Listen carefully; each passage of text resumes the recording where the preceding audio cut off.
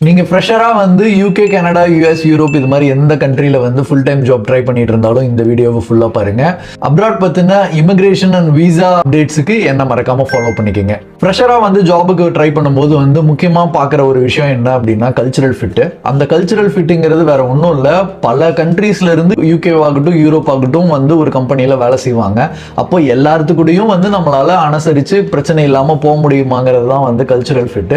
இதை வந்து எந்த ஜாபுக்கு நீங்க அப்ளை பண்ணீங்கனாலும் கண்டிப்பா அந்த கம்பெனி செக் பண்ணுவாங்க. அதுக்கு ஒரு சாம்பிள் தான் வந்து இப்ப ஸ்கிரீன்ல தெரிகிற ஒரு ஜாப் டிஸ்கிரிப்ஷன். இது வந்து பாத்தீங்கன்னா சீனியர் பேக் அண்ட் டெவலப்பருக்கான ஒரு ஜாப் டிஸ்கிரிப்ஷன். இதுல வந்து ஜாப் டிஸ்கிரிப்ஷன் இருக்கு, ரெக்யர்மெண்ட்ஸ் இருக்கு. அதுக்கு கீழே ஒரு லைன்ல பாருங்க அவங்க என்ன கேட்டிருக்காங்கன்னு. அந்த கம்பெனிக்கு கல்ச்சுரல் ஃபிட் இருக்கணும் அப்படின்னு ஸ்பெசிஃபிக்கா வந்து மென்ஷன் பண்ணியிருக்காங்க.